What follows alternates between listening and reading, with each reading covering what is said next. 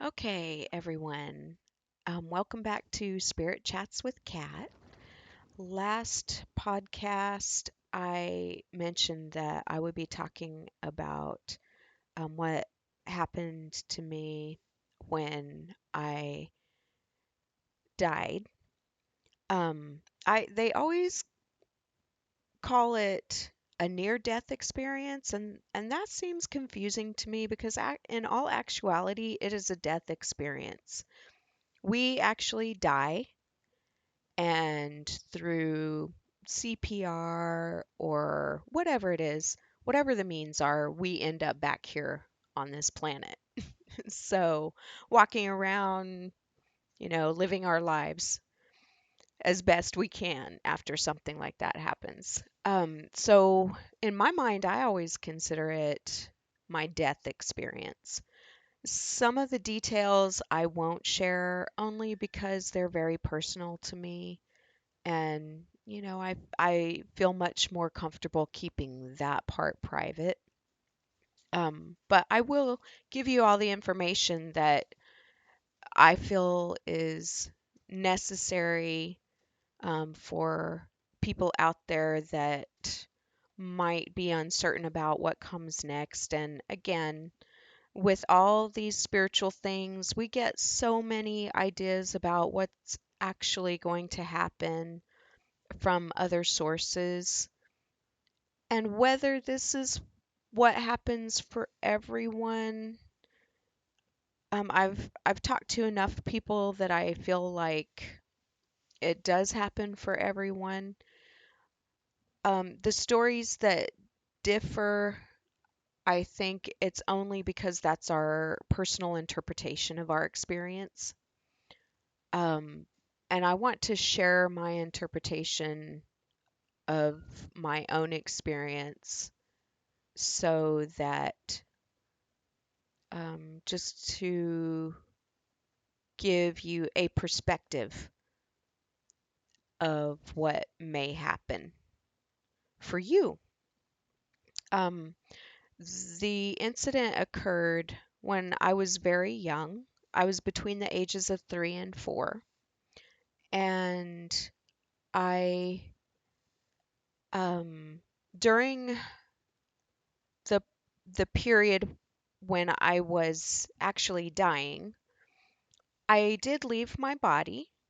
And I was up in the corner of the room and looking down on myself and what was happening and feeling very panicked about it. And I started hearing a voice. And it was a female voice, and she was saying, "Honey, come on, come with me." And I didn't know where the voice was coming from. So, as a child, when I had gone to people close to me and tried to talk to them about things like this that were happening to me, it was turned into something bad. So was scared. Naturally, I was scared because I had been told that this was something that I came to understand later that it actually was not. But based on growing up in a very religious household with very religious teachings, I naturally, as a child, was scared when I started hearing this voice, and I did not see it coming from any human being.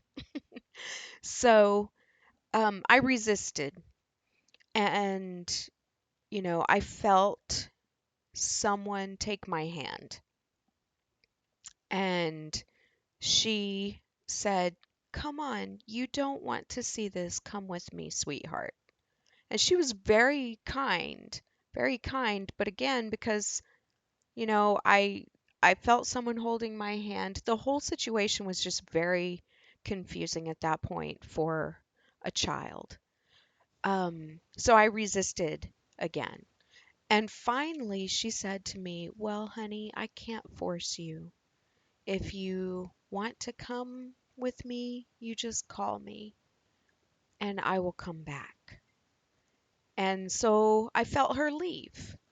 And I looked at what was happening down below me, and that was scary.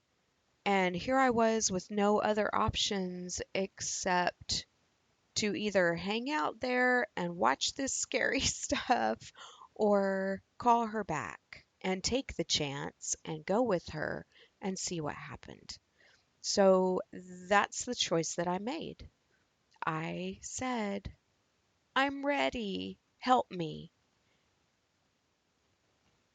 And I'm getting a little bit emotional just remembering.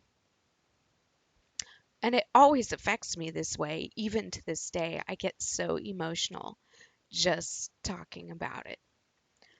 And she came right away. And I felt her take my hand and she said, "Okay, sweetheart, let's go." And she just continued to talk to me. I don't even remember what it was that she was talking to me about, but I felt that we were moving in a certain direction. And still, at that point in time, like the room that I had been in disappeared and I saw nothing but darkness. And I could just heard her voice the whole time and felt her holding my hand.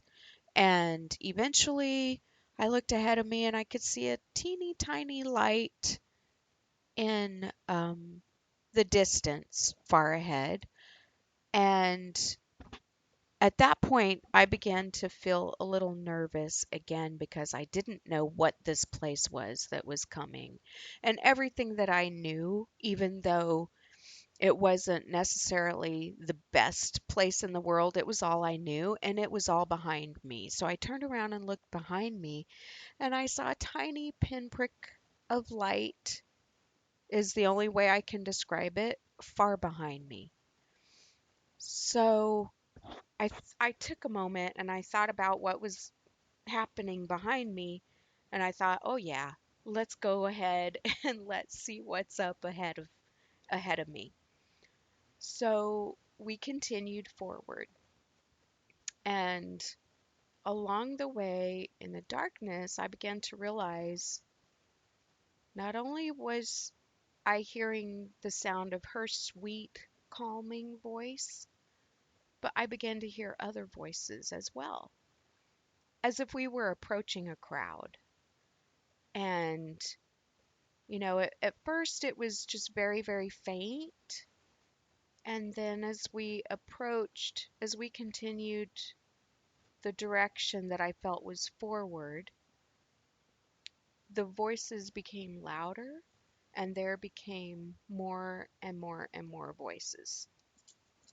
Um, and they sounded excited to me. As a child, that was what I heard in their voices was excitement. And I just felt as we approached this feeling of love, like growing stronger and stronger and stronger, just like their voices were. And I knew that wasn't love coming from me, it was love that I was receiving. So, I felt like, okay, cool, cool. I made the right choice. This place is going to be okay. So the pinprick of light grew bigger and bigger and bigger, and I began to realize what I was actually looking at was this beautiful park-like setting. And at that point in time, I didn't realize it was park-like. I have to tell you where I had lived my whole life up to that moment. We lived out in the middle of the desert. And at the point in time, when I was born, there was nothing out there but desert. There was cactus and rocks and dirt for miles. And there was our one neighborhood that we pretty much stuck to as children. And Our backyard was dirt, our front yard was dirt. That was all there was. And in my household, because we grew up in a very religious household, TV was not allowed. So we didn't have access to TV, didn't have access to external images of any kind. So this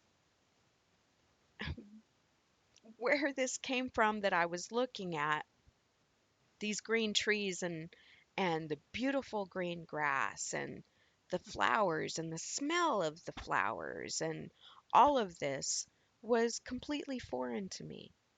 And there is no way, the reason I talk about external stimuli is there's no way that those images could have been in my mind um, like I had imagined them. This was something that was completely foreign to me. And as I looked at it and I was overwhelmed by just the beauty of it, I thought to myself, this must be heaven. And, you know, I, because to a child who's never seen grass, green grass, or trees, or flowers of any kind other than cactus flowers, I felt like this absolutely had to be heaven. So, you know, I realized at that point that I was dead because that's the only way you get to heaven. And I thought that all these people that I was seeing now, because not only were they talking, but I was seeing them and they were hugging me and they were so excited and they were telling me, "Oh, we're so glad you're here. We are so glad that you're here. We've been waiting for you to come." And I was like, I was overwhelmed. I, grew up in an atmosphere that I really didn't feel like, and please don't feel sorry for me because that's not the intention here. I don't feel sorry for myself. I grew up in an atmosphere that was not a caring atmosphere, was not caring and nurturing. So to have all these people that I had never put eyes on before saying these things to me and hugging me, and the outpouring of love and support that I was getting was amazing. Oh my goodness, it was so amazing. So, you know, I began to realize that the person that had brought me here was still holding my hand. And I looked at her, and what I saw was a woman, most likely in her 30s, and she had really thick, dark, wavy hair, and it was all piled up on top of her head in a bun. And there was no makeup or anything like that on her face, and she was wearing a black dress, and it was a black dress with a high collar and a little bit of lace coming out around the top of her collar, long sleeves, um, little puffs on the shoulder with a little bit of white lace around the cuffs, and a full skirt of the dress that went all the way to the ground. And she began to take me from person to person and introduce me to people.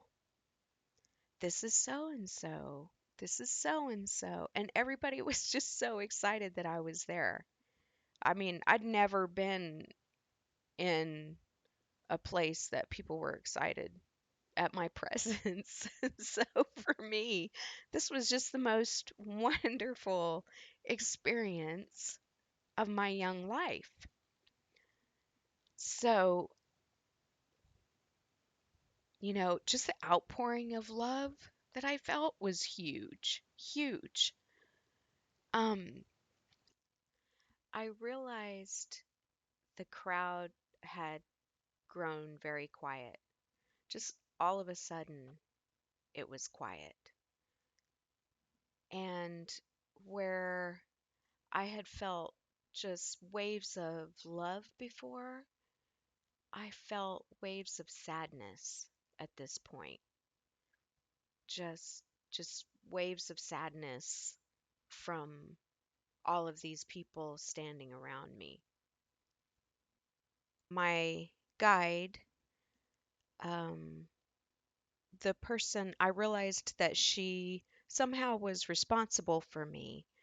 She took me to an older female and asked the older female to watch over me because she needed to go talk to someone. Um, the older female looked similar to the younger female in a sense. She was heavier set, shorter, but her hair, she had salt and pepper hair, and it was piled on her head in the same way the my guide's hair was dressed. And um, I was feeling very nervous because I didn't know what was happening. And the older female just said very sweetly to me, "Honey, it's okay. You just stay with us for a little bit. She needs to go speak with so and so." Um, and she made me feel very safe with her. Um, so after some, I wish I could remember names, but for the life of me, I can't remember the names that I was told at that time. And, it's no surprise because even today I'm bad with names. If you come at me with a bunch of different names, I most likely won't remember anyone's name, and I may refer to a certain person as, "Oh, hi, lady," or, something something generic. And I mean no disrespect. I'm just really not that good with names. It takes me a little bit of time, and it takes me some time for a person to make that sort of impression that I remember their name. And at this point in time, I was so young and there was so much going on that I think I just was really overwhelmed, and people's names sort of fell low down on my priority list at the time. So, after some time, my guide returned, and she came to me and she said, "Honey, he's coming to talk to you." And of course, I don't know who she was referring to as he. I am not sure what this person's role was, although looking back on it, I feel like he is somehow our family patriarch. Um, if that makes sense. He definitely had a strong persona, very capable, very in charge. And it was clear from the way that everyone reacted to him. They showed him respect, and um, it was clear that he was the leader. He was our leader. And whatever he said was what was going to happen.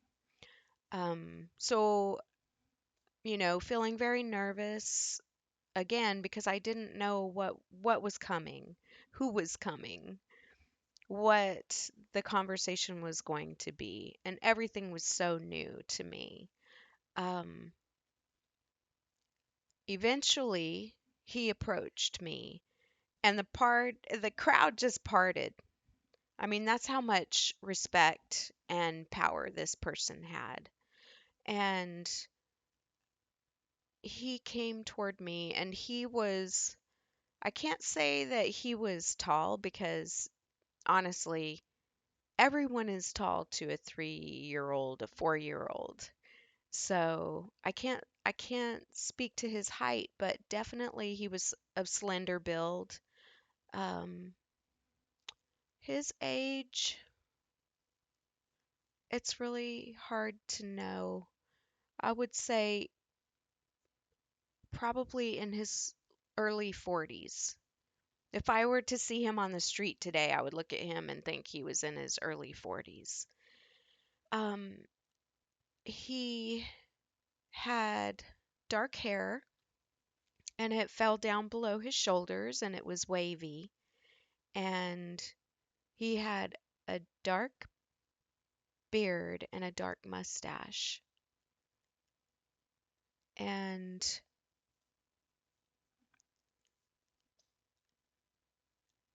I feel like looking back, based on the power of his presence and the respect that everyone showed him and the clothing that he was wearing, I feel like he must have been wealthy at the time of his death. And he had on black boots that went up above the knee in the front and just straight across the back of the knee in the back. He had on a nice um, black shirt, and it kind of had blousey sleeves to it, but tight around the wrists. And he had on this black cape that fell right above where his boots were. And he had an air of self confidence and power about him.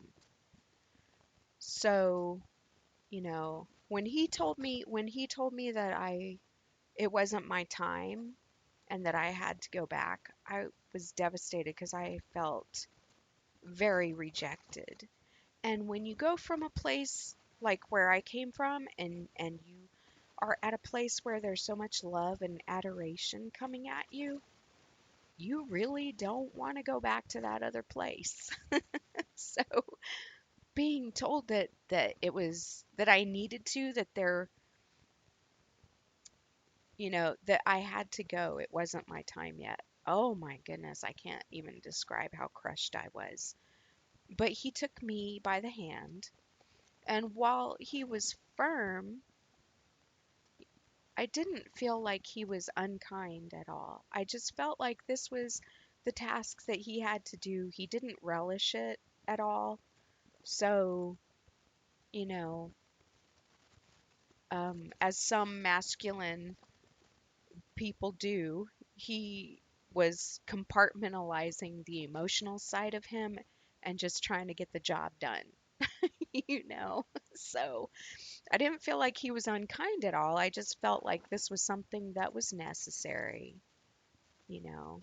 And as we walked, I I begged him to let me stay. And I say walked, and that's only a human perception. What was actually occurring was we were going back in the direction that I had come from. But he was holding my hand. I felt him holding my hand. So we headed back in the direction I came from, and I said, "Please let me stay." And he said, "No, you can't. There are still things that you have to do first." And, we progressed back toward where I come from. And eventually, I was, I guess I would say I was on the edge of being back in my body because mentally I had not returned fully. I was just aware of what was happening to me. but my eyes were not open. I could not hear clearly. But I did feel pressure on my chest, like pressure release, pressure release, pressure release on my chest. And then on the next thing I knew, my eyes were open and I was looking around and I was back to this place. And I'm sorry to sound so excited about it, but when you've been where I had gone, it's it's kind of a soul crusher for a while after, because this place is so complicated. And that place, the with the small experience I had of it, it seems so much less complicated and so much more full of love and appreciation for other people. So, I will tell you, that was my death experience, and that was how I came back to be here, on this planet. I will say that I did realize as I grew older, and especially once I became a nurse, that what was happening to me at that point in time when I first recognized, hey, something's going on, but I can't see anything, I can only feel, was someone was performing CPR on me. So that is how I came to be back here, walking, talking, breathing to share my story with you. And I don't know if this is what I'm here to do. I don't know if this is why I had to come back. I still have uncertainty around that. I do have some really great things that have happened in my life that I think it could be possible that those were what I am here for, like, you know, the birth of my son and what I do for a living, what I guess you could say is my calling. Those are wonderful things in my life, and I do feel that those played a part in my needing to return here. Um, I will also tell you that I struggled with depression for the longest time after I came back here for obvious reasons. Um, and some that are not so obvious just because that part of the process I need to keep private. I don't prefer to share every little detail, um, just because it's not necessary. It's not necessary for you to know those parts. So, but over the years, I learned to make my peace with coming back, and I'm okay with being here now. And I think the older I get, the more okay I am with it, mostly because I know what's coming next. And I began to realize over time, I began to realize that the people that I saw were my family. They were actually family to me. That's why there was so much outpouring of love and affection and acceptance. Those were my family. Um, and the two females actually really resemble some people in my mother's side of the family that I saw like older photographs of later on in my life. But also people from my father's side of the family that had passed on before this instant. Well, yeah, before this instance had occurred. So, I began to realize these were my family. Because, you know, as growing up in a religious household, everything is described in terms of angels and demons. I also have to say that in regards to this whole experience, it created a lot of confusion for me for many years because the things that I was told happen when you die, none of that happened. It was a completely different experience. There was no heaven. There was no going to meet, the creator and having my sins judged and all this stuff. None of that happened. None of that occurred. What occurred for me was completely different than that. Um, so for so many years, I struggled with that. And then when I relayed this information to the people that were close to me about what occurred, um, I was told that I had gone to hell because they were all dressed in black clothing. And for me, that made no sense because, the hell that I was taught about is where you were tortured by demons or whatever until the end of time. And this was nothing like that. This was full of love and, you know, just an overwhelming amount of love. Not overwhelming in a negative way, but overwhelming to where you felt wrapped head to toe in this giant blanket of love. And all that you felt was love. Not a drop of animosity for you at all. Like a community that wanted you there. You were wanted there, and it was excited that you were there. And that was my experience. So you can imagine my confusion growing up, being taught about heaven and hell and things like that, and then being told that I had gone to hell because everyone was dressed in black clothing. And I laugh because it really is ridiculous. But for a child, that was seriously confusing because the people that you trust to give you the right information and that you think know everything are telling you things that just make no sense whatsoever. So, um, over time,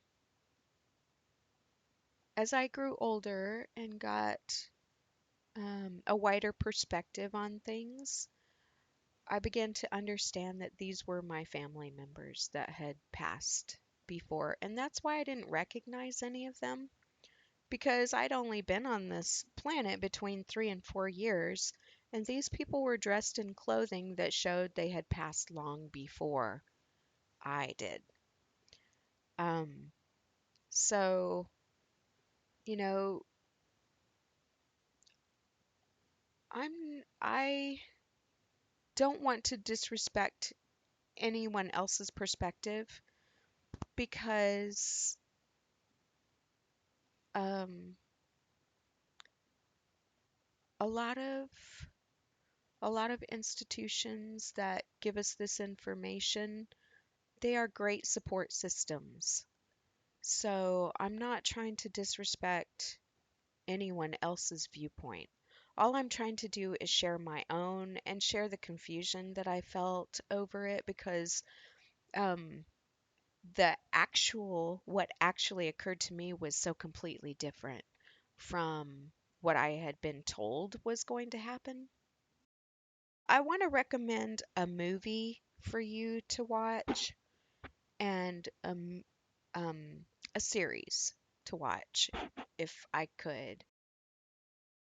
They fall into line with what occurred to me, um, in a sense. One of them is the movie is What Dreams May Come, and it has Robin Williams in it. And that's one of my favorite movies ever watched because it gives a different perspective on what happens after death. The other thing that I want to recommend to you, the series, is called Surviving Death, and it's actually the when I watched it, it was on Netflix, and it is a documentary. And the documentary discusses all different aspects, spiritual aspects of death experiences, going to a medium to have them contact your loved one. Um, and also, there are a couple things that I really loved about this series. And one is that it follows a hospice physician as he goes to his patients and talks to them about their experiences and what they think may occur at death. Um, and I just absolutely love that because being in healthcare, being a nurse myself, I've actually had the opportunity to be with people directly, like, the day before they're passing or as they are passing. And um, their stories that they told me, of who they could see in their presence that none of the rest of us could see, falls in line with family. You're with family, and family comes to get you. The other thing that I love about the series is the fact that one of the people that had a death experience was a physician, and her experience was so very close to mine. It was just really exciting to listen to another healthcare professional tell their experience, and it was so close to mine. It just was, I can't tell you how exciting that was for me because, hers was not, um, your options are heaven and hell and things like that either. It was just very similar to mine. And I would love for you to watch that series and see what other people's experiences were. It was just really enlightening for me and just great to see other people talking about their experiences. There were people also on there, if your belief system is heaven, that you go to heaven and things like that, that was their experience as well. So while I know what my own experience was, I don't discount the heaven experiences either because, you know, when I'm back for good, then I understand that I will know how all of it works. At this point in time, I have a peace, and it's my peace that I'm sharing with you. Um, only if I hadn't returned would I know what the other pieces to the puzzle are, but then, you wouldn't get the benefits of this podcast. So, and hopefully it's beneficial. That's my goal here. My goal is just to share what happened to me. So if you're someone that has experienced it or is curious about it, even, it may give you some insight. At the very least, something to think about, and maybe will um, give you a different perspective on things that occur or have occurred in your life as well. So, um, anyway, that is my experiences, what occurred at the moment that I was dying what occurred after that and how it came that I was back here alive. And I hope that it helps you. I hope if you listen to it that it helps you. Thank you, and catch my next podcast, and I will share with you some more spiritual experiences that I've had. Thank you.